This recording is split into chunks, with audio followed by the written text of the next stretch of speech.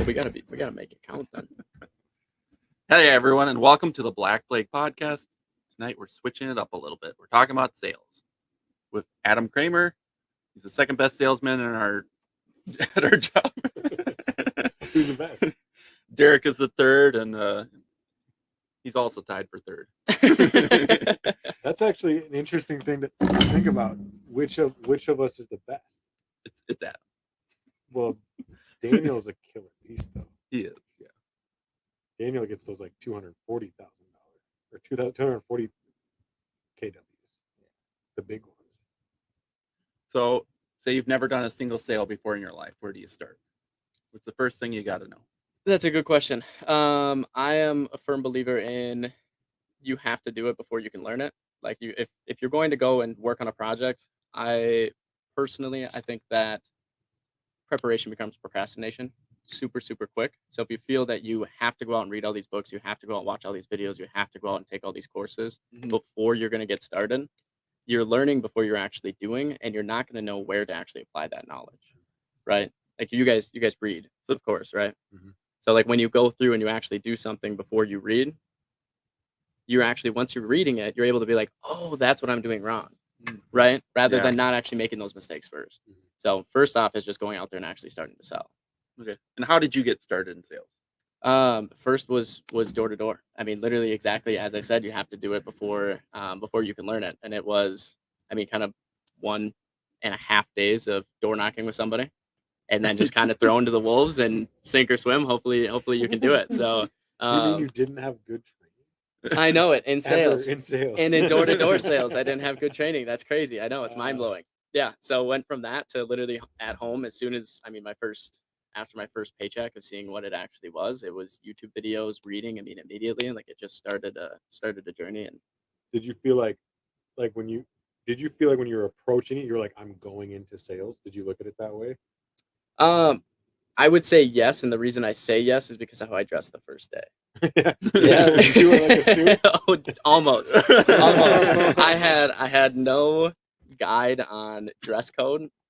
And it was, mind you, this was November in Minnesota. And when I went rolling with the guy, he has tennis shoes on and overalls. So he's rocking like a full on. He's dressed for the weather, and I'm out there in dress shoes, dress pants. I had a Tommy Hilfiger like jacket on. Like I was out there dressed to impress. Cold as shit the entire time. I was so the opposite. I went out in skate shoes and cargo shorts and a t-shirt. And I was like, all right, let's go. Yeah, no, I definitely went out there imagining I'm getting into sales, and I felt like I needed to be either, I don't know, at a funeral or a car salesman. I don't know what one I looked more like, but yeah. Yeah. Because I probably did door to door for like a year before I felt like I was a salesman. Like I was doing things that I was told and trying things and working things, but I didn't feel like I was selling people, you know? So I don't know, it played in my advantage because I was kind of like naive and just like, oh, I'll just say this thing, and when I say that, it works. I looked at it like a job. Like I worked in warehouses and stuff. Like, oh, if this machine's broken, you oil this, you move that, you do that a little different, and it works. So I just did that with conversations. Like, oh, if I move this part of the conversation over here and I say it like that, then it'll work better. And I just kind of learned like that.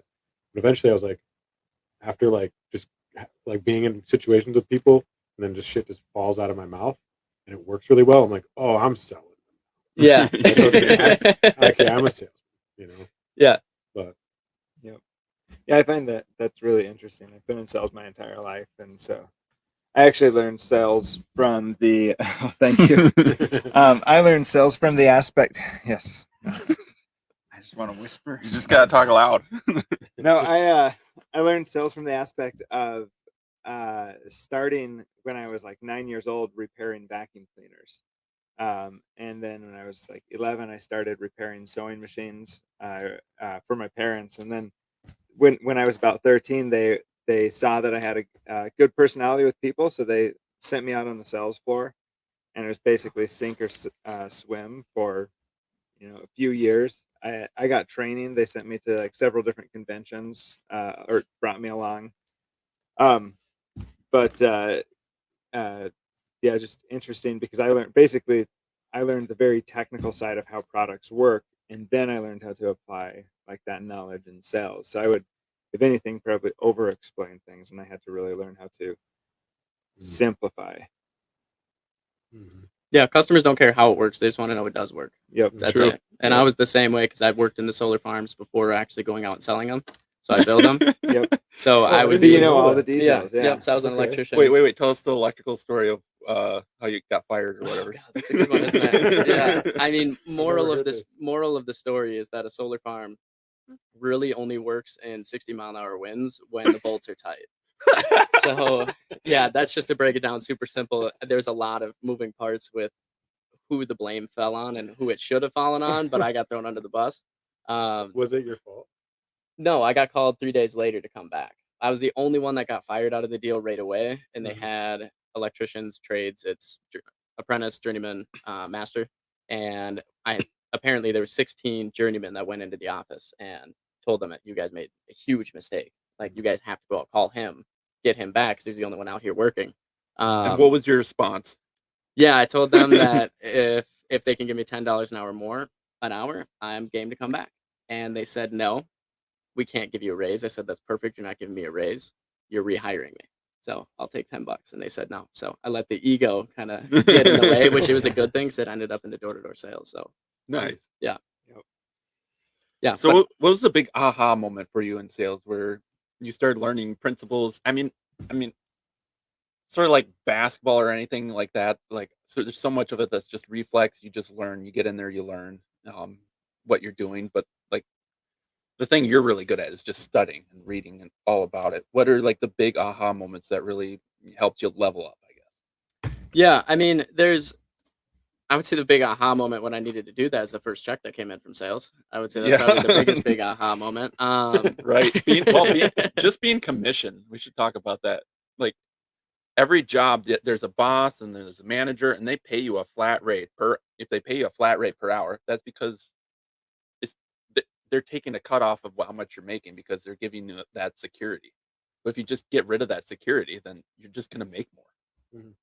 Yeah, I Um, was actually thinking about this today. Ironically, you're paying for security. I was thinking about when we have new hires and when I got hired and when you're training and stuff and people, you gotta like I found myself explaining to people multiple times that it's better that I don't know, maybe you could talk about your experience training people too. Like how do I sell? I try to sell people that it's better to be selling and getting your commission. It's actually more security. I had this epiphany today. It's more security because if I'm like a friend that we know got fired, right? So if I'm working for Okay. that, I not know. that today our friend got fired. If Uh. like in that space, there's no security because they can fire you whenever they want, right? Your wage, your all your benefits, all that stuff is all on them. It's actually more security over here where you're like, I can make my own decisions. I'm free to move. I feel way more secure over here. Like if I had to go back to a job where I'm clocking in and I'm making an hourly wage, I would feel that anxiety that other people feel going into straight commission. Where I'd be like, what if I make a mistake and they just fire me tomorrow? Mhm. And then I'm back on the street again. We're like out here, it's like I make a mistake and I go, okay, how can I do it better next time to not make that mistake, to do better, to make more, you know? Right. Yeah, my opinion on it, and with a lot of it, like especially if you're hiring people to be doing this, and you're talking to like new trainees that come in, and framing it and making sure in the interview process, like, okay, are you a person that when you go to work, you're the one that's working, and all these other guys are standing around, right? Because those people, those are the ones that you want working for you, first of all. But second of all, when you can frame it to them that, okay, do you think it's okay that they get paid the same amount, if not more, because they've been there longer than you do when you're doing 3, 4 times the work? Right. No, you should get paid 3 to 4 times more because you're doing 3 to 4 times more of the work, right? So Right. rather than basing your pay on hourly, you should be basing your pay on production. Who's bringing in more for the company? The guy who's doing 4 times as much, or the guy who's doing a quarter of that, right? Correct. Obviously, the one who's doing more. So in turn, you should be getting paid for that, but that's not people's mindset typically. So letting them know like it's based on production. And when you come into like a new company, like just McDonald's for an example, which you come in and say you start at $15 an hour. Your first month, we do training, we give you $15 an hour. After your first month, we're going to give you $17 an hour. You get a $2 raise after training. your first don't know. day to after your first month, are you 2 times, 3 times, 5 times faster at your job than when you were Right. training? Mm. Why are you not making 3, 5, 10 times more because of how efficient you are? And by doing it in sales after your first month, if you're even 2 times as efficient, you just doubled your wage, literally, because you got 2 times better. And every single day you're going out there, you're giving yourself a raise because you're learning to do it better, you're learning to do it more efficiently. And literally just by doing self-development and bettering yourself, you're able to make more money with it. So it's a lot easier to frame it on that production mindset for people. When we look at it from we're looking at it from an employee standpoint too. I was thinking about recently, I was thinking about like industries in general. I wonder if I'm just playing with this idea, it's just an idea, but I wonder if industries in general would be doing better of having more incentive based wages, period. Wouldn't that be Absolutely. better for a company, you'd think? Like, because there's certain places I've worked, like warehouses, it's mindless monkey work, right? Where it's like you have to pay everybody the same. It would actually be unfair to pay them differently, right? Because the production is mostly based on the machines, which it's not necessarily your fault if they fail. Well, you gotta. But there's other manufacturing jobs I've done where it's like our shift would do like 17 plates, right? And then the other shifts would do like 4, and we're all making the same. So wouldn't that company actually benefit from being like you get paid per plate? Just example. Like I wonder if more companies going to more incentivized work people would be better aren't from the company's perspective, like we're in sales and we do this because we get it.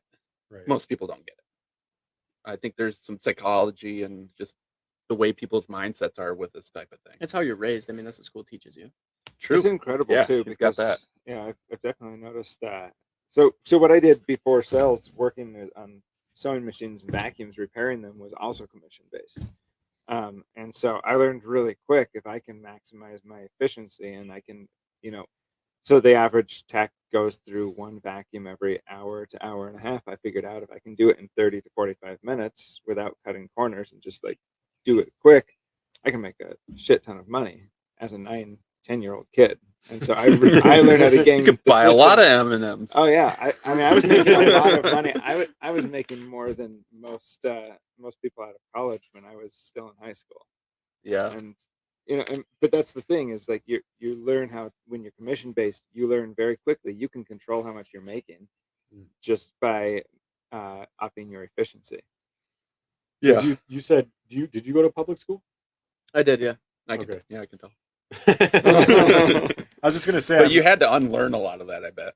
From going to public school. So I did when I got to 11th grade. I did a post-secondary option. So instead of going to actual high school, I could go to the college instead. Mm-hmm. So I just went to the community college in our town. So then I had 4 classes a week, and just literally on a college schedule at 16, which was terrible for my health, but at the same time super good for my mindset. Yeah. Nice. Yeah. Nice. I was just wondering because I feel like I've noticed a lot lately that not everyone, but a lot of the people in my life are private school and homeschool kids. And I just wonder if we think a little different. Mhm. And I do know people that have been to public schools, but usually, like he said, that they get to a point where they're like, this is all bullshit. You know what I mean? And like there's some of that in private schooling and homeschooling. Your parents are going to have their own indoctrinating things and stuff, but it's just a thought. Yeah, there's downsides to being homeschooled for sure. Yeah, but you have that commission mindset coming out of it because when you go to high school, I have to be in school for 7 hours and I get the exact same information as everybody else. Yeah. In a 9 to 5, you're working 9 to 5 and you get paid the exact same as everybody else. In homeschooling, the faster you get through it, the sooner you get to get done, right? True. So yeah. you're literally able to maximize your time. You don't have to waste it with everybody else when you learn 2 times as fast. You can just buzz through it. And if you want to learn through the summer and not have a summer, you can skip grades. Yep. Even better. Even better. Well, it's like the private school's not quite like that. I went to a private school, but with the private school, the teachers have the parents are paying them for school. So they can't just like the public schools here in town, they can't just fuck up and ask for more money. Mhm. They have to like, oh, you guys don't like the way we're teaching your kids? Well, then we don't get any money. Mhm. So they have to kind of customize it a little bit and they have to adapt it per student or else, I just kind of noticed that other people around me seem to be less indoctrinated than public school kids. So if you could travel back 5 years and tell yourself anything, Like, what would you tell yourself? 3 things.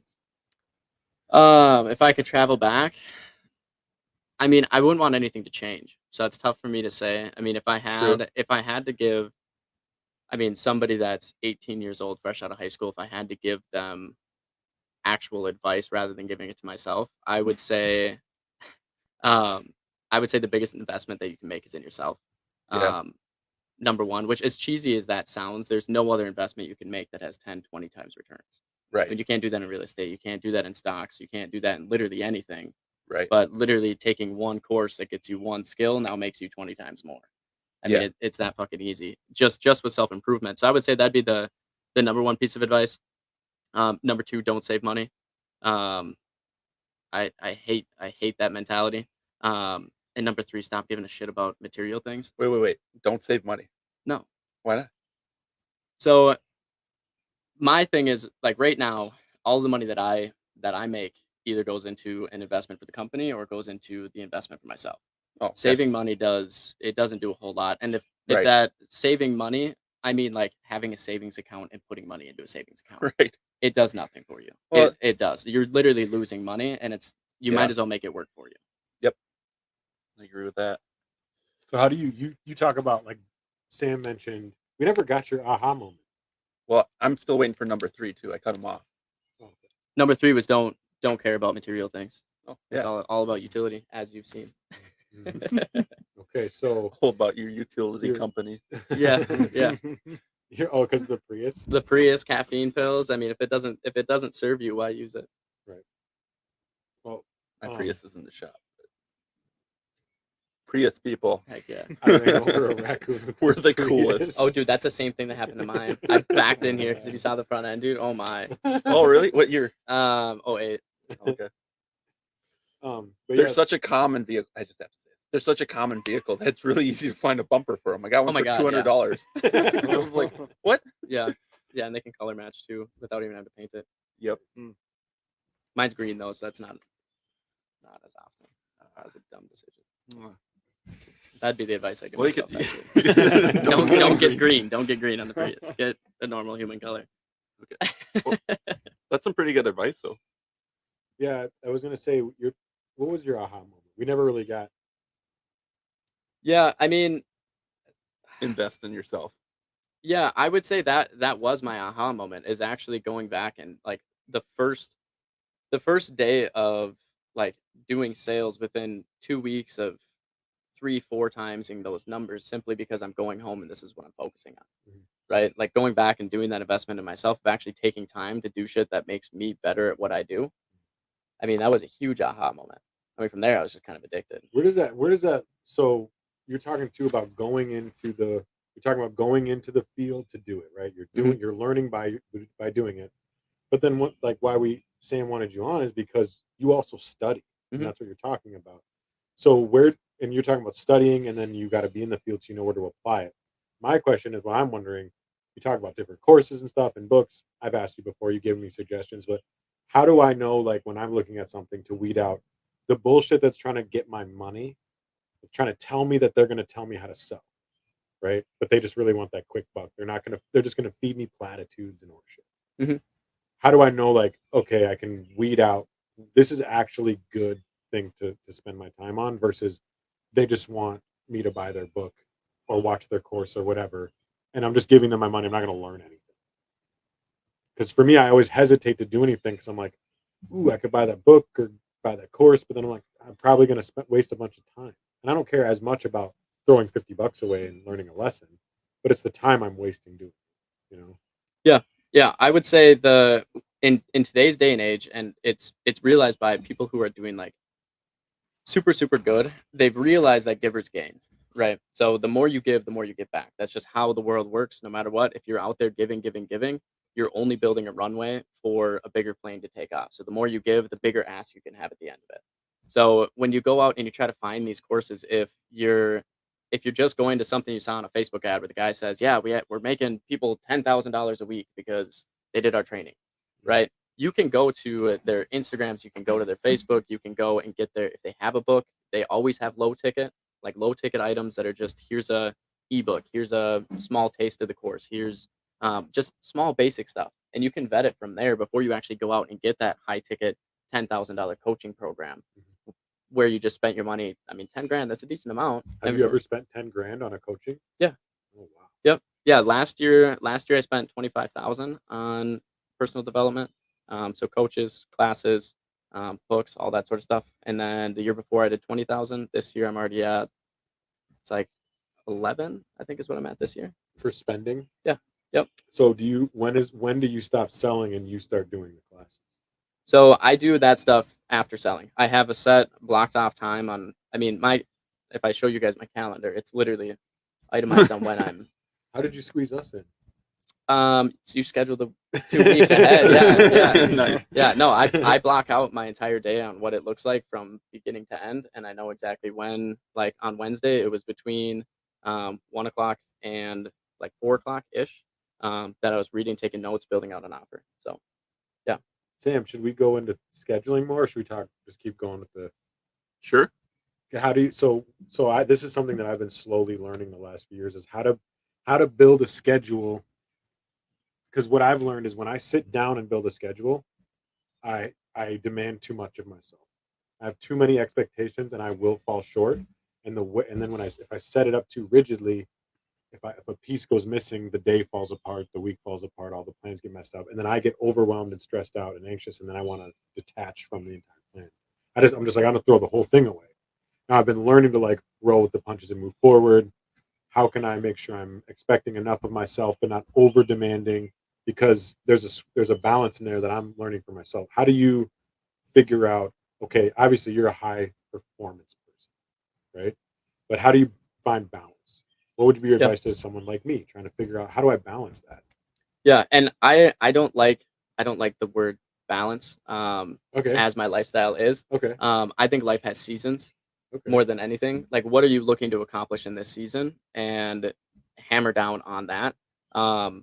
When it comes to actually like scheduling out like your week, your time, if you're not, it could just be a mindset thing of if you're not hitting those and you're not hitting every single thing you put on your calendar, that's a good thing.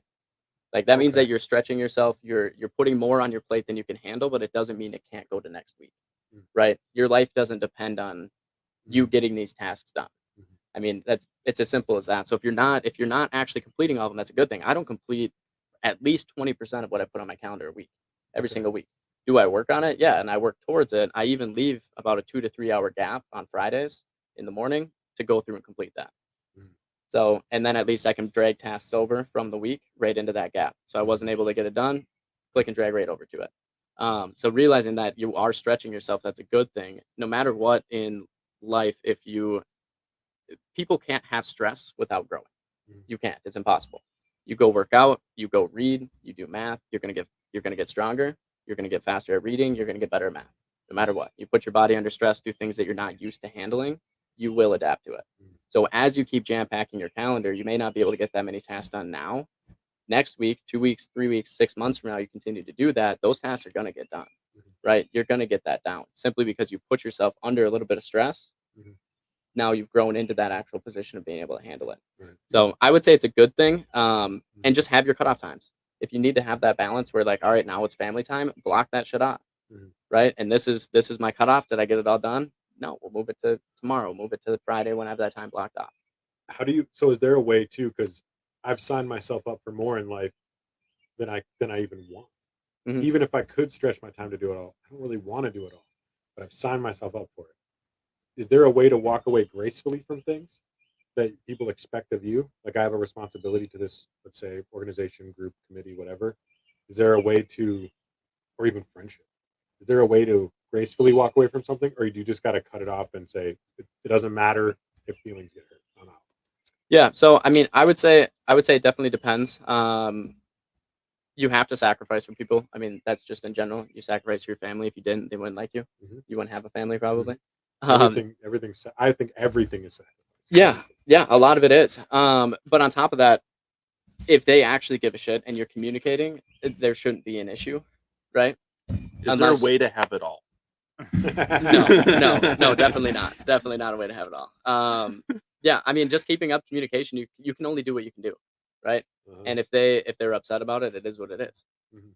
I mean, as long as you communicate, you're not just flaking on people, not replying or not doing anything about it. Mhm. Yeah. That makes sense. I remember having that moment like a year ago. I was driving down the road and I was thinking about Illinois? my life and To Illinois. No, not to Illinois. No, Uh. definitely not on my way back. I had a moment where I was thinking about my life and the projectile that I was on because I was in a, I'm coming up in life, right? So I had this moment where I went, can I have it all? Can I have it all? And I felt really good to think that for a second, but then it scared the shit out of me. hmm So I was just like, people who think like this crash and burn. You know what I mean? So, but I was just like, I had that moment, it would be nice. But, You said you're on the come up. Mhm. When would you say you're qualified to be out of the come up? to be out of it, Mhm. when people in dark suits who I don't know who they work for approach me and tell me to stop. That works. No, I really don't think that there's a limit, really. I mean, there is a limit, but I don't think that, I feel like I don't ever want to stop thinking like, oh, what's the next thing? Am I going, how can I make this better? How can I improve? I don't want to feel like, sometimes I think, oh, it'd be nice if I could just chill and just kind of coast and just let things and everything's routine. And I want that a lot, but it's not realistic. It's not good. That's how things get stagnant. That's how relationships fall apart. That's how you get, weak on things. So Yeah, they have a tale of the Chinese fisherman. Have you heard that one?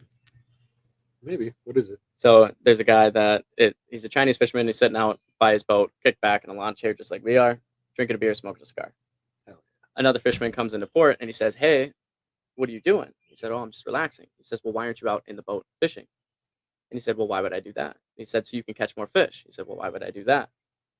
"So that you can sell more fish and do what with it and make more money." Mhm. "And what would I do with that money?"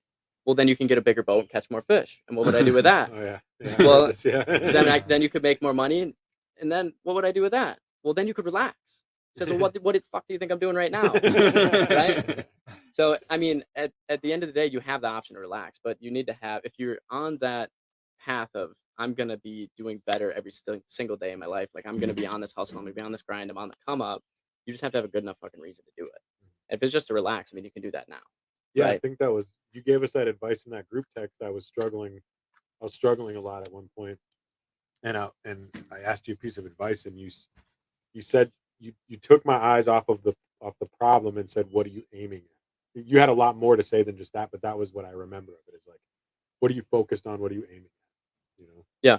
And that boils down to your scheduling too. Like for me, the reason that I'm able to schedule out this week and really stick to the plan, like I schedule it out every week on Sunday.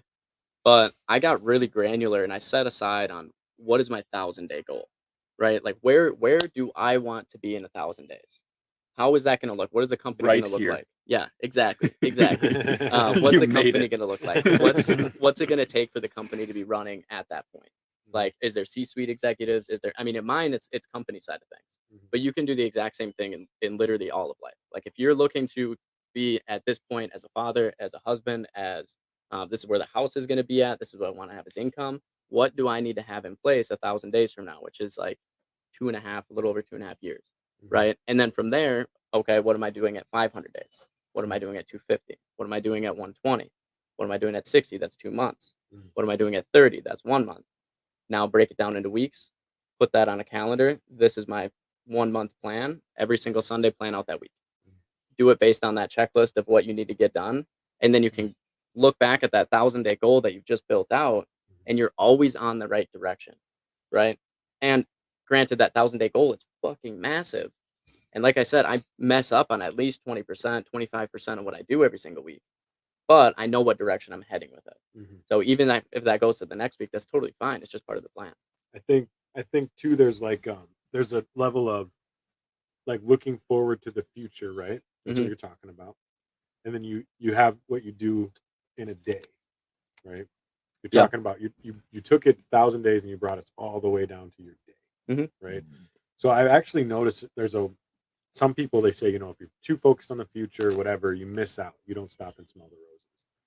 And I think there is a truth to that, right? But I also feel like in my experience that when I'm focused on something that transcends me, it's bigger than just me, it actually helps me be more present in the day.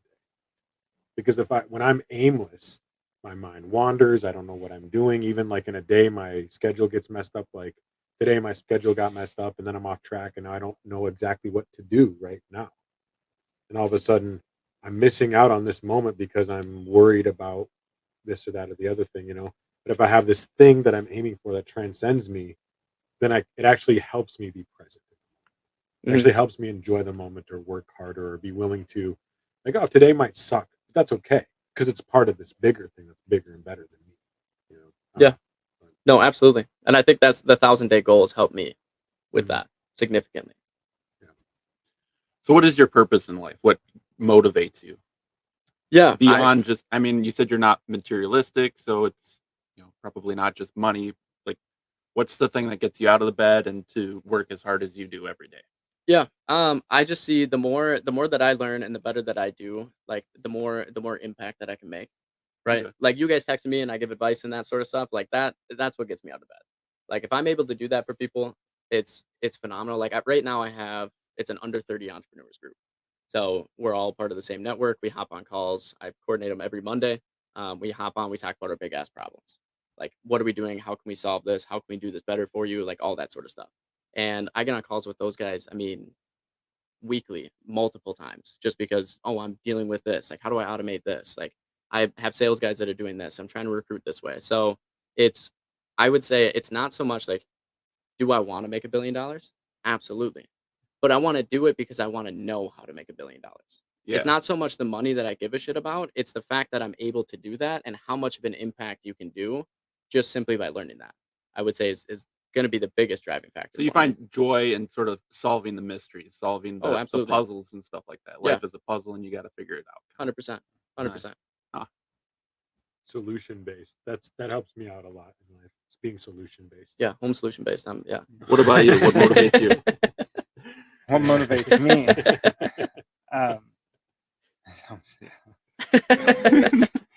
I don't really know what motivates me sometimes. Sometimes it's just like, I mean, I am that Chinese guy where I'm just like, I could just relax. Yeah. Is Like, it because today your I got eyes are 2 always- deals and I probably worked 2 hours. Is it because you're always Or squinting less. or whatever?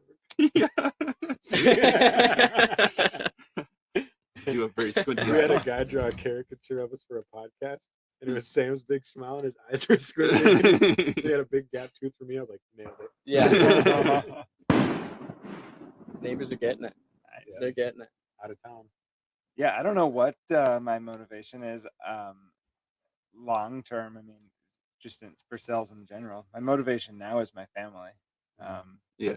That's I want my family I want my kids to grow up on property. I have a hobby farm. I raise chickens. I've got a market garden, and I always say that I Chickens. work. Yeah. Yeah, I always say I work this job so I can go home and work the property because that's that's harder work than anything else that I do. It just doesn't pay the bills. There's kind of a increased phenomenon, or at least that I've noticed, of people doing that. What do they call it? Self-sustaining stuff. Yeah. Where they're just working on their own property. Joining solar. Yep. Chickens. You tried chickens. Never again, right? I wouldn't say never again. I need a lot bigger area, and I need. Yeah. I don't know what I need. We raised chickens but- growing up, and I don't understand the love of chickens. But you're doing it different. I raised chickens growing up too. I did this. We did them for butcher is and, So did and we. hens. Yeah. so Yeah, we it's butcher the them. same. Yeah. They suck. They're stupid. They're just the most.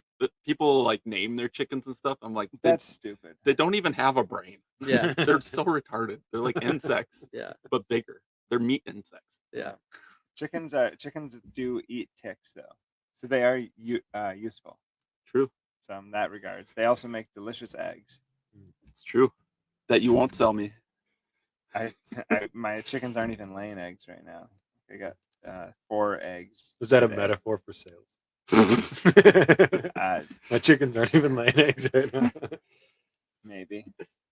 So if you got a golden goose, would you just sell it and because you want to be a self-made man?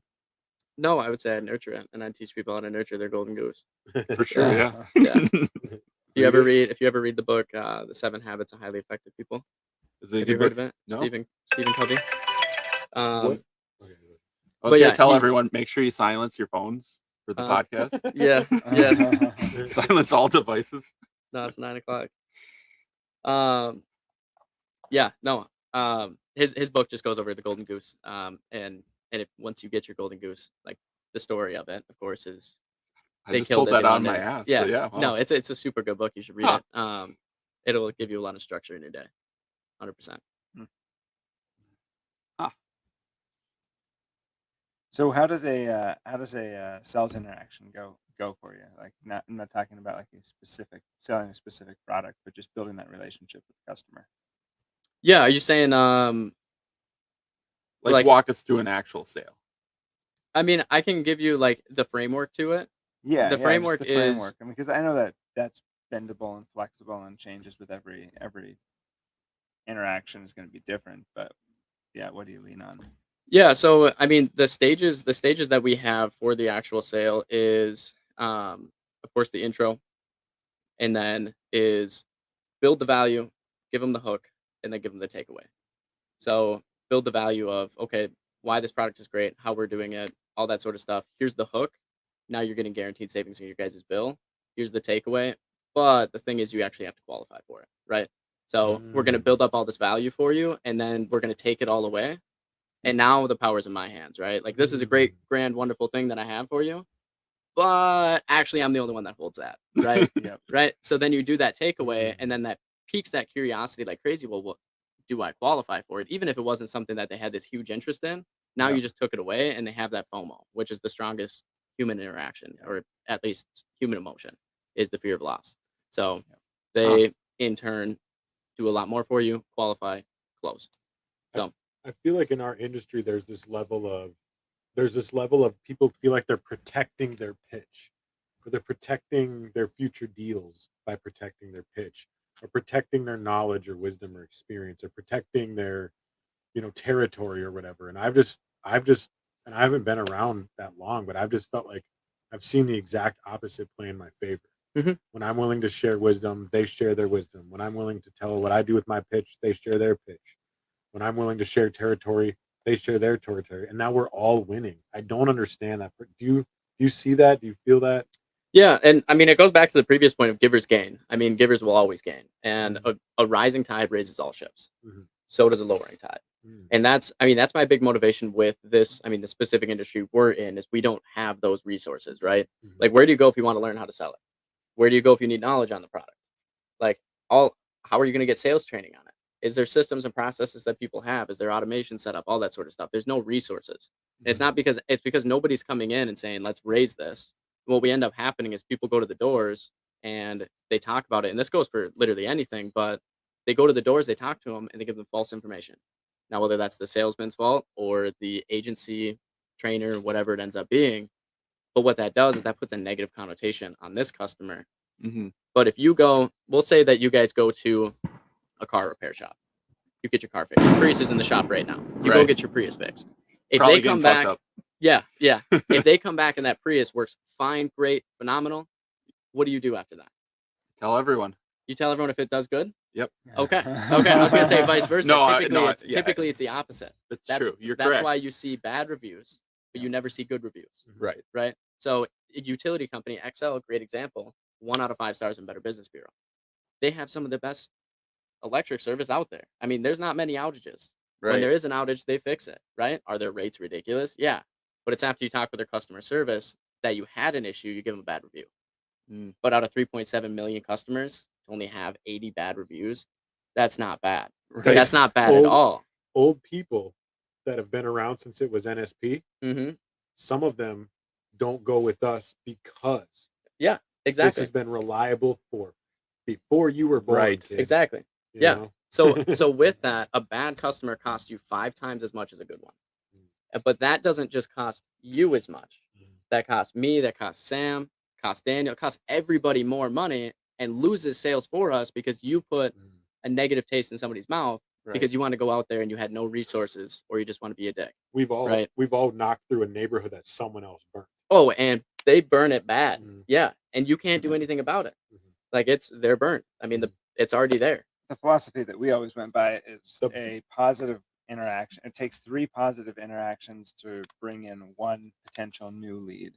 It takes 1 negative interaction to turn off 10 potential new leads. Exactly. And so it's like it's just totally it's a totally different dynamic. If you piss somebody off, that's it. Like, and that's exactly what you're talking about. When we were up knocking, I forget what city, but it was just we had door after door after door. It was just burned by these 2 guys who had gone through and knocked it, and it was just Well, and that's like you'll joke about like, oh, I should have just told that person off or this or that. I should give them a piece of my mind. I'm like, no, never do that. Mhm. Yeah, sometimes doesn't you give want you to, but anything. yeah, You gain nothing. Well, and like I've even done it. I've even like even when I was brand new and I didn't understand at all. It's just my attitude at the time. I was just grateful that be in a new environment, and I didn't want people to treat me like shit. So if they treated me like shit, I kind of guilt trip them into not treating me like shit. Like, oh, you fucking blah blah blah. You've been to my door so many times, and hey, I know, and I like I like become vulnerable so that they feel guilty attacking me, and then I turn that into a positive experience, and they don't sign up. But it's like I might have taken that you said there's nothing you can do about it, right? There's nothing I can do to close a deal, but I might be able to get them to not hate the next solar guy. Mhm. And maybe the next guy will be a little better than me and can sign a couple of them up. And then maybe 3 years from now, when I swing back around, they're like, I remember you. My neighbor signed up. Let's do this. Yeah. And it's like, yeah, that might be a $200, $400, whatever sale. But to me, it's like in the long run, if we all had that mentality, it would be better. Mhm. So it's well, like, it's you're always sowing seeds. You can't reap harvest without first planting the field, and so our incomes rely on other people sowing seeds before, and there's a field there for us to go out and harvest. So we don't want to go and tear up this field and leave worse field for somebody to come behind us. And like you said, we'll go back out into the same field. So if we can sow those good seeds, eventually we might be able to harvest them.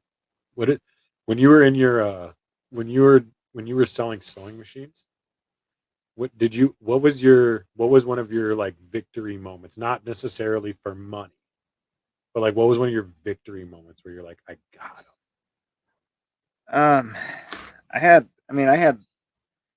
I would say quite a few. Just I always enjoyed when there would be a new model that would come out. So a new sewing machine a new Brother Disney sewing machine would come out and it'd sell for $23,000, and it was always so satisfying being able to sell one, because it's just like, this is a $23,000 hobby that sits on your counter at home. Yeah. And it's like it would, you explain the technology in such a way. Honestly, I think what I really liked, I would say, was the challenge of being able to take some really technical piece of technology that we would go to 2 to 3 days of school to learn how to operate it in such a way that we could sell it. And they teach you everything in these classes, and if you were going to give a demo, you'd be there for 5-6 hours with the customer, which is obviously impractical. So you can condense that down to as little time as possible, and it would usually be around an hour. But to be able to do that and give the customer the notion that they feel like they know everything about this machine, they feel like they're as close to an expert on it as anybody, more than they know way more than you can go find out online. But it was all bite-sized stuff. Nothing went over their head. And I think that was really the kind of the moment for me when I realized that I was being able to do that consistently for people. And I always look for the praise from the customers, honestly. Like, that's probably the most rewarding thing, when the customer is like, you're a really good salesperson. It's like, I just took 20 grand from you and you're complimenting me and shaking my hand and smiling and joking about when you're going to come back and spend 5 grand on that other little thing that you saw. And it's like, With door to door, anytime they say you're a good salesman, they're not signing up. Yeah. I was gonna say, my favorite with what we do, my favorite moments are when we're done and they're like, "Do you get paid by an hour or what?" Mhm. Because I'm like, I did so good that they didn't even know that I sold it. Mhm. You know what I mean? They Right. didn't even realize that I took them on this journey, and obviously some people they just feel like it's run of the mill. Oh, qualify, they sign up, whatever. But it's always nice when people are pushing you really hard, and then you close them, and then they still don't realize you're a salesman. You Mhm. know? Like, got I had a fun one recently where I had a customer who I've told you this story, but not you. So I had, or not you, but I had this customers that I was signing up, and they failed the credit check with the one program. So we switched to Nautilus, and the basically I started the Nautilus sign up with 2% left on my iPad. Oh yeah. And I was like Oh, yeah. pushing them through, and they kept wanting to talk, and I just kind of kept using the excuse, like, I'd let them talk until I'd get to the, okay, I'm sorry, what's your date of birth? And I put it in, and if they ever like to stall out, so we got to payment, and it's like, all right, so do you want to put that on a check or a debit card? Well, so you can change it later. It doesn't really matter, but I've got 1% left. So, and they're like, well, let's just put it on a debit card. Let me grab it as quick as I can. And he like ran inside, was back into. It is funny sometimes how, like, if you're in a hurry for whatever reason and you just rush someone through, sometimes it just works. Sometimes it works. Like they just feel the Sometimes. energy and they're just like, yeah, let's just do this. Mhm. I don't know, but it doesn't always No, yeah. I mean, work. it's especially in that. I mean, that's the fear of loss. I mean, that's Right. FOMO. I mean, the fear of loss is a lot stronger than the need for gain, or at least the. So, and I've Yeah, you have to balance that very carefully, because you don't want to give off FOMO, because as much as FOMO can be used to your advantage, if you give off FOMO, that's like an instant turnoff. you smell you, like this. yeah, Desperation, you smell yeah. like desperation. All of a sudden, what you have to sell isn't worth it. There's times where I've been desperate, where I've been very careful to have the same attitude, tone of voice, delivery, pitch, nothing changes. And I'm losing all day. People can feel it. Yeah. Even dumb people, which we know doing this job, there's a lot of dumb people out there. But even dumb people who have no intuition, not necessarily dumb people, but people who have no intuition can just feel it. You know? I was watching recently an interview with, I think, Andrew Bastamanti or something. He's this ex-CIA spy. He was talking about how 98% of people don't have perspective. They only have perception. They perceive the world they're walking through, and they have no perspective. They can't see from other people's point of view. I think that's something that good salespeople have to develop: perspective. You have to be able to communicate with people on their own level. And like as he was talking about it, I shared the video with you. I don't know if you watched any of it, but I was thinking the whole time, I was like, this guy is like a master of manipulation, and as bad as it is, this is excellent, like sales training and information. Like it was just incredible. Can I tell you something? One time I Googled, I'm not kidding, I Googled how to do government interrogation training. I was trying to sign up for it, and it was like, what is your officer ID number? And I was like, oh, fuck, they're not going to let me do this. And I was just like, obviously, I don't want to like waterboard someone into signing up with me. But I was like, they probably have some hardcore psychological shit that they know that they're not teaching people, you know? Yeah, well, that's what this guy Never was split talking the about. difference, right? That's a good one. Yeah, it's super good. Yeah, and that's what this guy was talking about. Is he was talking about being able to read people and know where they're coming from. He was talking about building a dossier and how people have 3 different selves: their public, private, and secret self, and you have to be able to speak to their. The further you can get into those levels, the more that like if you're in their secret life, people. He was talking about, like, if you're talking with a general about nuclear secrets and you're in his secret life, nuclear secrets are almost public life. You don't beat around. So you don't beat around the bush. It's, so what mountain are the nuclear silos in? Oh, they're right over here. It's just, oh, and by the way, my mistress. And it's just the whole dynamic, and that's very similar with sales. You have to build that relationship, break down those walls. You're not past their public life if you want to get anything done. You have to get into at least their private life. And it's when you get people to start just reading their passwords, that's when you have it, having you type everything in, that's when you're in. You type in my credit card. Yeah. Yep. I'm like, that's like Yeah, I'm some faster. I that- know it. I feel like that's Yeah. like basic level like secret life at that point. For like you're getting past that. Now you control it. You could sell them anything at that point. Right. Well, and there's subtle things too, like holding the bill. I learned really early on I never give it back to him. Oh no. Yeah. I hold it the entire time and never give it back to him all the way down. And I've told new people too, but they start reaching for it and stuff. It's like, oh, they'll grab it out of your hand if they're done. Mm-hmm. Don't Yeah. feel weird about it. Yeah. People, when they kind of reach for it, just keep holding. And I've even done where they've reached for it, and I just take it and set it on top of my iPad. And I keep talking, and like if they want it, they'll like keep reaching for it and make it obvious, and you can give it back. But at the same That's what I was time, it's saying, just you just kind of basically, you just kind of act as if like I'm moving that, so now I can talk with my hands and kind of mimic that you just raised your hand. It's People do those. A lot of things with what we do in door to door are smoke screens. They're not objections. They're smoke screens. And learning that was one of Just my so you guys first- know, we sell people 10% discounts on their electrical because they live next to a community solar yard Actually, I would say that what we do is we help people claim their available credits or whatever percentage. We're claiming credits. I would say that we improve the quality of people's lives. I would say we What did I touch say? people How did I? in the most possible, I meaningful way. framed it for one of our new people. She's like, I want people to feel like I'm a blessing in their life when I come. I'm like, yeah, you could bless a lot more people if you just sign them up and move on. Bless. Yeah. But yeah, like a lot of people throw up in our door to door. They throw up smoke screens, and they're not actually objections. They're just smoke screens, and we wave those away. And people are like, but we have a tendency to feel like we need to answer everything that they have.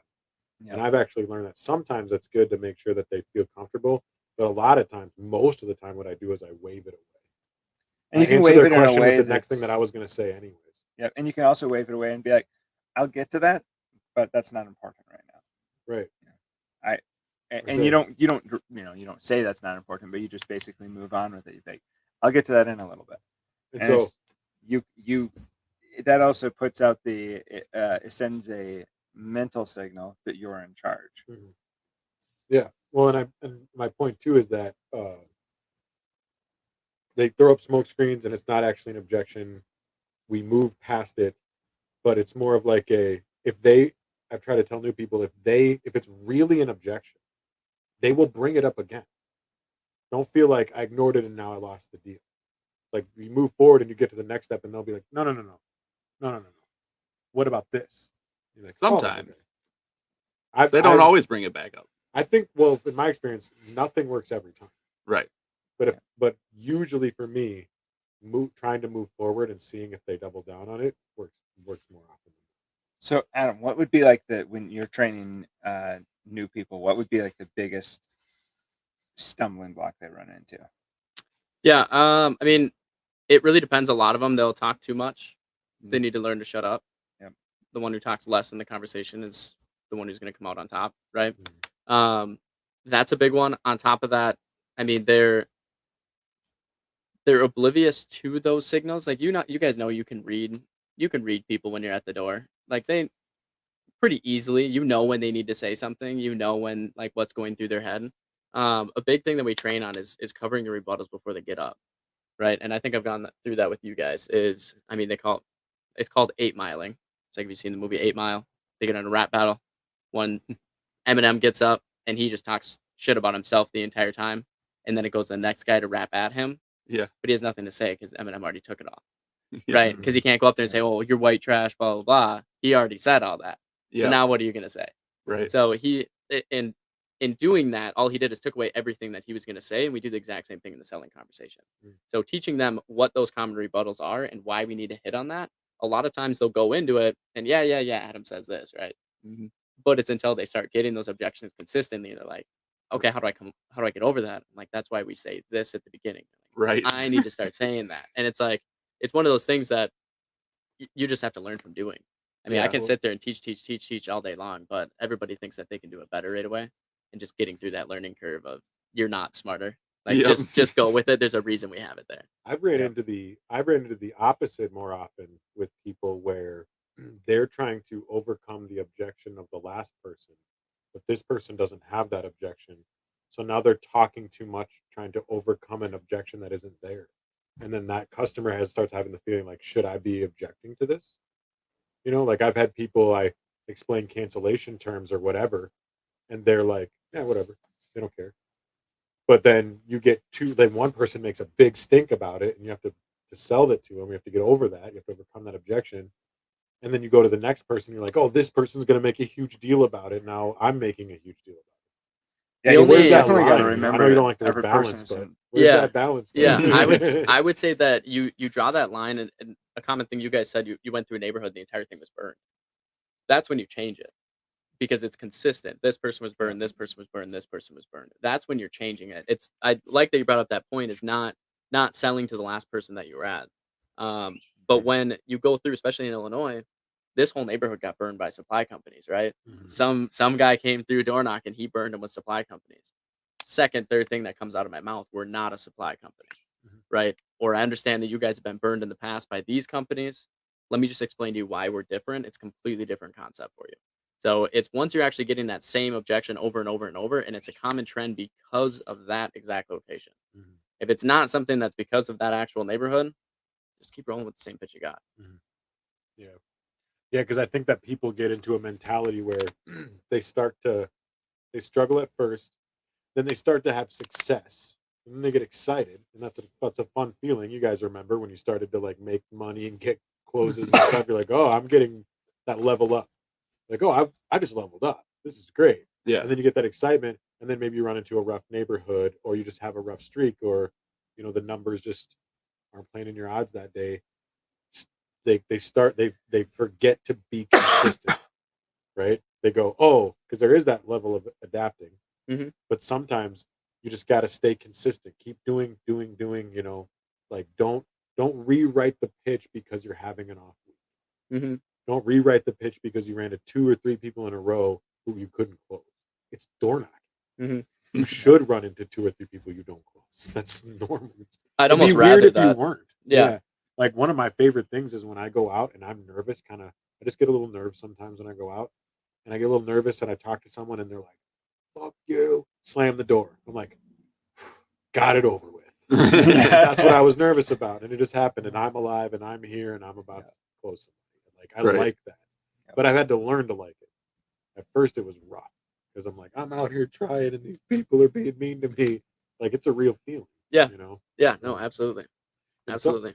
do you find it difficult to like? Where's that level of not taking things personal, being personal?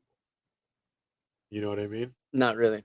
Because like for me, I feel like I try to be my authentic self with people. That helps me so, Mhm. right? The more authentic I am, people can tell when I'm being too fake, right? But when I'm being my authentic self and people start being very abrasive and pushing my buttons and saying those things that bug me, it's tough for me to like not just go into fake mode. Mhm. Because like it's like if I'm being real right now, fuck you too, dude. Yeah. I'm working. You're Yeah. being a dick. Yeah. But it's like I'm like, oh hey, I'm just a guy. Like it's tough. So Yeah, I do bulleted scripts for a reason. So it's just bullet points. Like I'll give a full on script word for word. This is what you need to say, right? This is just an example. Do not follow this. Mhm. Like it's good and it gives you an example of what the word track is going to look like. But I'm going to give you this bulleted one so you can take this point and put this in your words. There's a reason we hit these points in this order. That's all I need you to do. The rest of that needs to be on you. So putting it so that they're being genuine and almost forced to be genuine because they have that bulleted script. Another thing that I like to implement is, for me, when I have off days, mix the bullets up a little bit, because what generally is happening, at least on my off days, is I'm coming off as scripted because I'm not coming off genuine, because I'm like, this is the process, this is what I need to stick to. That's kind of the person I am. I get too involved with the process. mhm. So I just stick to that. It comes off as scripted. I mix up the bullet points again, and then it throws me off enough that creates it a conversation Mm. instead of this is a script. Mhm. So by doing and having those bullets, yeah, you can mix them up a little bit. There's certain ones that you can't, but if you can mix it up and throw yourself off to force it to be a conversation, Mm. at that point, then you're just two people talking to each other. Mhm. Yeah, I have like the way that my script has become is like I have intentional pauses Mhm. so that it has to become a conversation. I can't be scripted. It's like I pause, say this, and then I pause. And they have to say something. and then now it has to be a conversation. I didn't do it for those reasons, but I'm going to keep that in mind. You know what I mean? Yeah. Because for me, I was doing it so that it's like it doesn't feel it, so that way they're involved. They start feeling invested in the conversation. You know, like I say this, then I wait to see what they say, and I say yeah, and then I say that, and now we're having a talk instead of me being like. But I know Sam has a different style than me, and it works for him. So I don't want to. Yeah, I almost make it scripted at the beginning because this is completely routine. I'm just telling you about this program real quick, solar fields, and then I just like maybe I should try your way, trying to make it more of a conversation. But usually I put the conversation right after the very beginning. But yeah, like the first 5 seconds that I'm talking, it's super just the exact same pitch, like I've said it a million times. But you have to do what works for you too, though. So like I've tried to do it your way because I've seen you have success with it, and I've tried to go out and do it your way. And like halfway through the conversation, my way comes out, and everything just gets weird because I can't be Sam. I'm Derek. I can't be like, hey, blah blah blah blah blah. Here you go. Smile and have a good day. Right? It's cool. Like I try that, and then like halfway through, all of a sudden I'm like, so anyways, it's like this. Yeah. And then they are like, whoa, you just changed. Who are you now?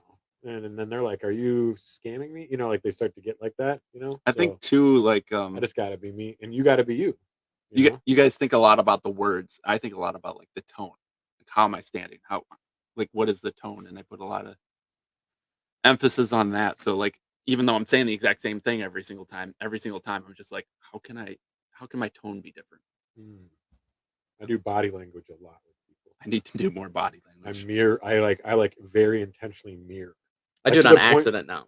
To the point. Oh, really? Oh my god, yeah. Because I'll notice myself arms crossed, and I'm like, hey, we're both doing it. All right. Yeah. Like, all right. I heard a sales story. I did training for selling basement waterproofing systems for a top quality company that's very expensive. They're not half-ass fixing your basement. Your basement's never going to leak again, but it's expensive, right?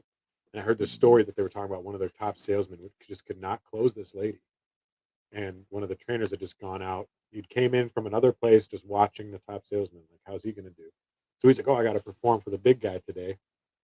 And at the end, he finally closed this lady, and they left. And the observer was like, "Did you see what happened?"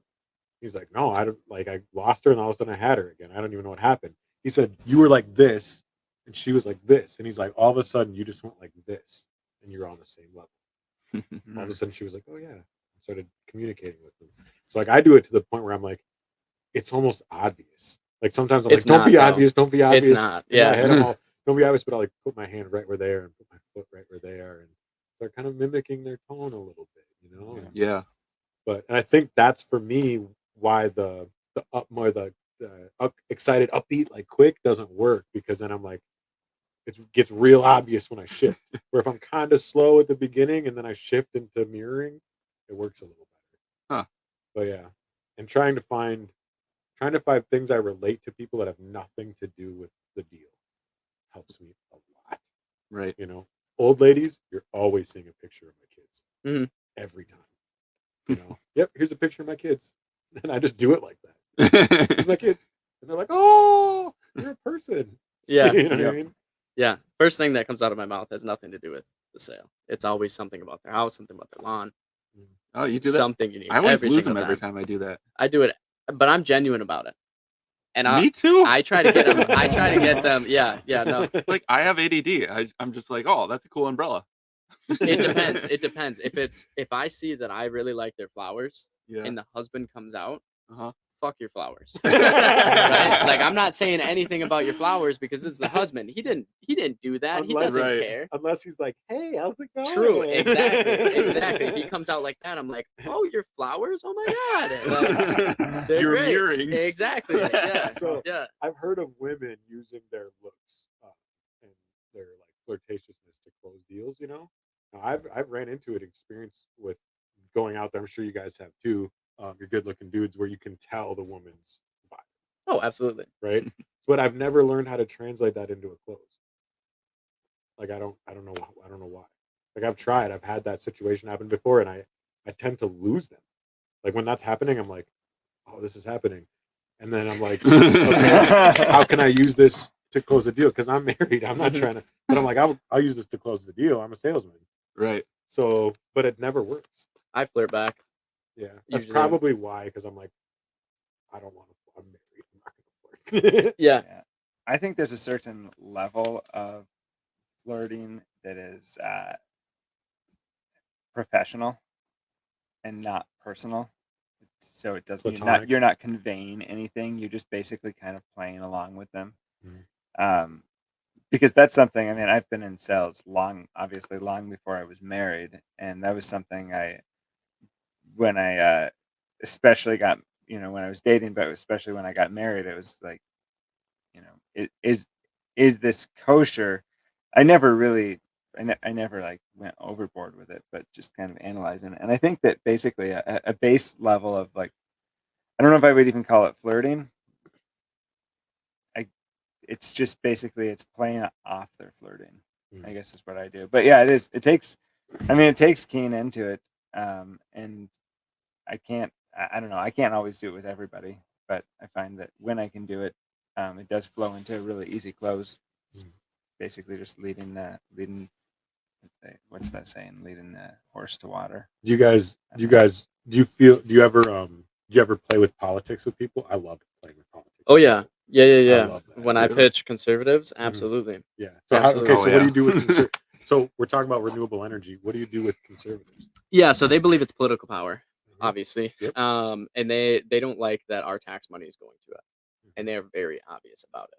And even if they're not obvious about it, I'll lead them into it so that becomes So the they issue. can say it. Exactly. Mhm. Yeah, so that is literally brought up, and that's the issue. Is yeah, our tax money is going to this. We shouldn't be spending our money on some useless stuff like this, blah blah blah. And I frame it. I'm like, yeah, I totally agree. Right? Mhm. Like, why spend our tax money? We are frivolously spending it. It's terrible.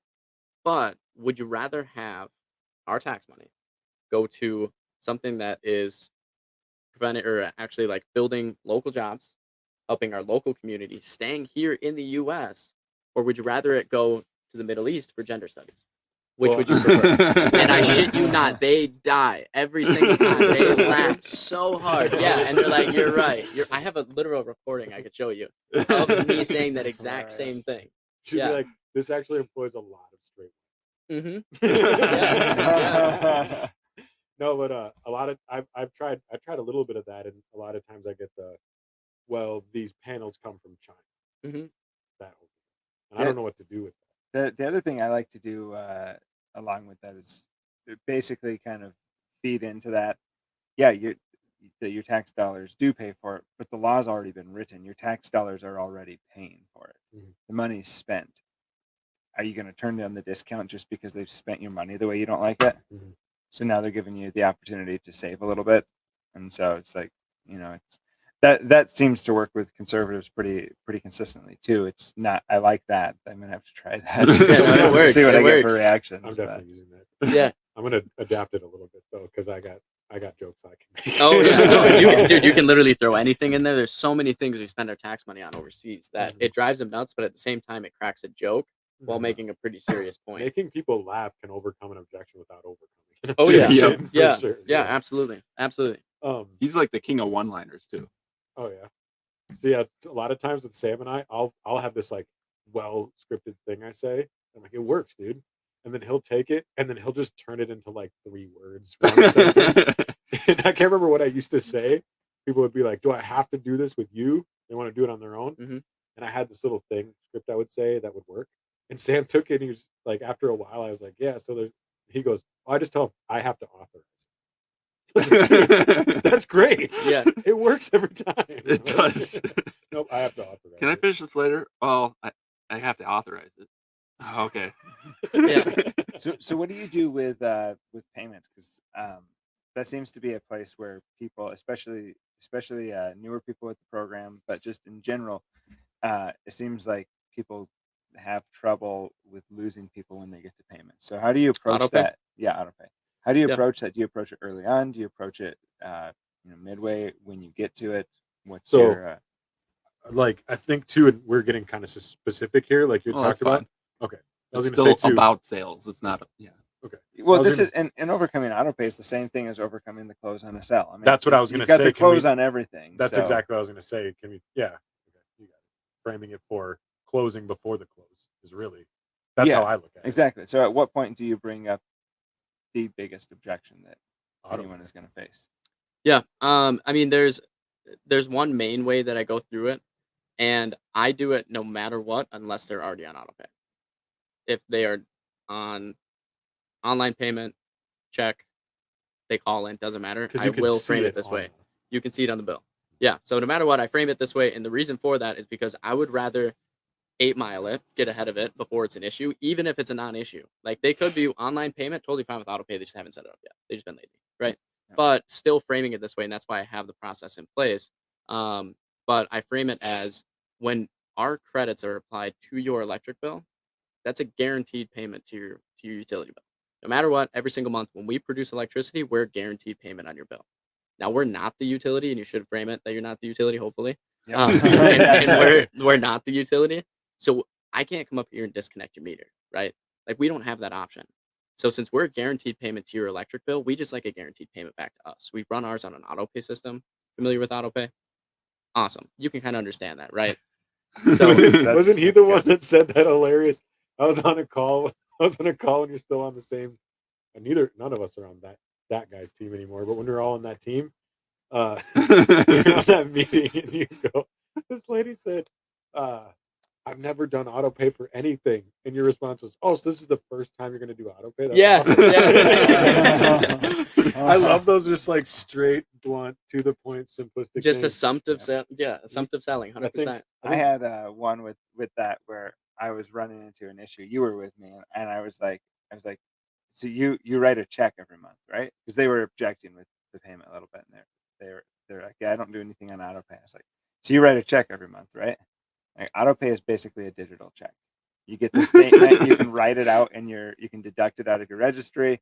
You can write the date it's coming out.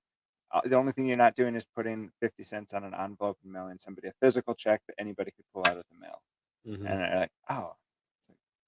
So it's like, I do it's the way you frame it. Yep. I do framing try is to like fuck a- around with yeah. the logic a little bit, even though we're not selling them logic, but I just try to explain like, so what they do with your check. Well, I always tell them the story of this one guy whose check got stolen in the mail, and the story of They just did a news story on that literally last week. I think it was on Fox 9. Can you Oh, wow. send Of us how the link? many- Do you have the link? I can get you a link. Because Yeah. I would love to. Yeah, they just did it because of people's tax returns checks that they're sending to the IRS, or like you had to pay for your taxes, obviously, and they're jacking them, and they're still able to cash them. wow. Blows my mind. Literally says to the IRS, and the Wow. bank looks at that and goes, You "You look the like IRS." Yeah, yeah. Oh, your ID says John. Oh, they Well, just misspelled. They it, hired right? 87,000 new ones. You Yeah. must be one of them, huh? Yeah, They're just insane. afraid because their hair is purple and they go by they them. They're like, we can't miss this Yeah, person. it's Yeah. Well, the I always tell them, yeah, I was like, so do you like write out if I know they don't write out a check? I'm like, do you like write out a check every single month? And they're like, no. I was like, okay, yeah. I ran into a guy once. He stopped going to Napa because they stopped taking his checks, so he won't go there because he only pays in check. And they're like, yeah, that's kind of crazy. It's like, yeah. Anyway, this is where you set up your auto pay. Yeah, Oh, yeah. if they write with a check, I just joke with them like, "Oh, you haven't gotten carpal tunnel yet from writing checks?" No. So Sam had a good one. I think I don't remember how you worded it to the customer, if you did, but you talk about when you were serving, like at a restaurant. Yeah, So- I used to do that when I first started. I'd be like, yeah, I used to work at a restaurant. People handed me their cards or checks all the time. Mhm. If I was going to steal money, I'd steal it then. yeah. Yeah, it'd still be in that business. Yeah. So you Still give be in your that card business. to a high schooler who probably doesn't wash their hands before they wrap your burger, but you can't put your card in your online account. Yeah. This is Yeah. yours. Right. Um, Fun times. Or if you mail the check through the mail, Excel's just going to take that check and put it into their computer. Mhm. They're one of those old people that have never had that actually turn someone, so I don't use it. But I there's appreciate things- the advice. yeah, there's things that I've thought of that are really good, but I'm like, it doesn't work out there. But to me, it sounds great. right. Mhm. Well, they probably have that habit. They write the check every single month for years and years and years, and they just know it's dependable because that's what they always do. Mhm. So it's like you and one of the other guys, like they always sell on that your utility company is screwing you over, and we're so much better and stuff like that. And I always just try to frame it as like we're almost as close to Excel as we possibly can because I know that they're depending on This that. is I've a changed bolt-on that. for your current service. I've changed that a Right. lot. That's all it is. The reason I was doing that is because people were bitching about rate hikes. Like it was like a year and a half ago. Excel did a huge rate hike, and so I was selling them on Excel's hiking. I even had like a Star Tribune article, like a Right. show everyone. But I got away from that because it wasn't working anymore. Yeah. Yeah, because what happens when rates go up and we give a fixed savings? Your rate still goes up. I'm sorry. Remember that one guy we were in Montevideo, and that guy was like all conservative and anti-solar or whatever, and we left, and you're like, how did you convince that guy that this supports nuclear energy? Yeah, he just made up some word salad that did not make sense. He believed it though. I Very good. believed it, and then he told me it was I'm like, wrong, and I was like, "This is we used to complete have this joke. bullshit." We used to have this joke. We sharpen each other. We used to have this joke. We'd be like, don't ruin my truth. I believe this to be true. I'm saying it. It's working. Don't correct me because now I can't say it anymore because I know it's a lie. Yeah. But yeah, it was kind of funny. I basically I believe it to be true, but now I can't say. It's ridiculous. But usually with conservatives too, like with the liberals, I find are actually harder to sell. I don't know if you find them. Yeah. But I find them way harder to sell than conservatives. I actually get excited if I see like a Trump sign or a Mhm. "Don't tread on Yeah. me" flag or something. I get excited, you know. Conservatives understand logic a little better. Mhm. It seems like And liberals are more jaded usually, true. And everybody's out to get them. which is why Right. they're more jaded. Well, I think the liberals just like I didn't see this on TV. I don't believe it. Right. Or maybe it's a product of being more jaded. They don't. I've noticed they don't like the people interaction. Yep. Right. Exactly. They don't It's- want face to face. They want you online. off their doorstep. Exactly. Well, Exactly. There's It's not really a funny. good time to come back, but I Lit- guess begrudgingly, my wife will be home at 7. I seen Yeah, like you a need to talk to My her. partner. It's not my wife. It's That's- my partner. you're right, She'll you're be right, home. it's my partner. Yeah. Remember that one Dude, lady that with the- drives me nuts. Dude, we were Yeah. like, Oh well, it is wife sometimes. It is. No, if it it's is. if it's a purple-haired chick you're talking to, my wife will be home at 7. Yeah. that lady, Yeah. that lady, we're in the middle of. There's a house in the middle of a corner, right? Middle of bumfuck nowhere. Bumfuck nowhere. We knock on this door. This lady's got purple hair, and she goes, I actually just pay rent. The utility is in my landlord's name. I was like, oh, where does he live? Right? And she goes, why would you assume it's a he? And I like doubled down, and then I got nervous and backed out. I doubled down. I was like, oh yeah, I didn't mean to make assumptions. So where does he live? And then she told me because it was a he. And then I got all weird. I was like, oh, maybe I made it weird. I don't mean to assume. Sorry. Mhm. But yeah, I feel like liberal people too, they like to feel like the smartest person. Knowledge is power. Knowledge is, I was explaining this to someone, but like Yeah, for they're not conservatives, humble. conservatives generally a lot more often believe in God, and a lot more often are looking for a savior, right? That's why they put their, and I know we're getting political, but they put their false hope It's not a in, political podcast. in a Bush or a Trump or a, right? They put their hope in a person because they're waiting for a savior. Mhm. Where liberal people, knowledge is God. Like rationality, logic, knowledge is God. And we've figured everything out. This is the science. And a lot of times it's not actual knowledge or logic that's God. They just think that they know everything. And whoever the elites are feeding them the crap they believe. Like you said, it's Well- not on TV. I don't believe it. I Well, think they're so there's scared to smarter death people- actually that they don't have know it. everything. So they have to hold on to it really, really hard. That was a pterodactyl, bro. That fucking thing is on the screen. No, Oh, it yeah. actually, I know what it actually is. They're not open minded. That's why they believe everything that's on the TV. But conservatives, I'm not saying they got everything right. They're enough open minded that they don't believe everything on the TV. They sometimes believe this Q crazy thing or something like that. There's people that are way too open minded. But they're more open minded and more down to earth. Whereas the liberals just like, no, this is my world. I understand everything and blah blah blah. You just walked up to my door. I don't know anything about this. Mhm. I didn't see this on I think TV. it's fear though, because that's all And driven fear, by yeah. fear. Because they're Well, they're fear afraid- hinders being open and learning. Well, that's exactly the point. They're afraid that somebody else knows something that's going to disprove what they know, and therefore they're afraid to entertain any ideas that could oppose their own, because that's a personal. for them, their knowledge is very personal. So you break They break don't wanna something be a they fringe. know, and it hurts them. It's like you're chipping away at who they are, at their identity. They won't want to be outside of the pack. Yeah, and that's Fringe. where it's like, So- going back to that whole idea of religion. It's like most conservatives, they find their identity outside of themselves. Mm. So if they're truly seeking truth, they're not seeking it within in themselves. So if somebody gives them new information, they're more. I think conservatives are just more willing to meld to that, or at least middle of the road, more liberty minded people are willing to meld into new ideas and- if they make sense. And I've learned to get over those walls immediately if I can tell by the signs of the flags. Immediately, right? Like I knocked on someone's door yesterday and they had a black flag, right? And immediately I was like, hey, I saw the black flag. I knew you'd be my type of people. Mhm. You know, so now it doesn't matter if I'm talking about renewable energy. We're the same person, you Mhm. know? And like I'll knock on someone with and I try to be genuine too though, right? So I see someone with like a rainbow flag and knock on the door and they answer and I was like, I saw your flag, I knew you guys would be friendly. Mhm. You know? And they're like, oh yeah, we're friendly. We're the rainbow people. You know, we're the inclusive community. I'm like, yeah, I knew you guys would be friendly. Or whatever. Yeah, I'm a cis white male. You put them in the box, but the box that they're in is already their identity, but you make it out to be a good thing. Mhm. Right. Yep.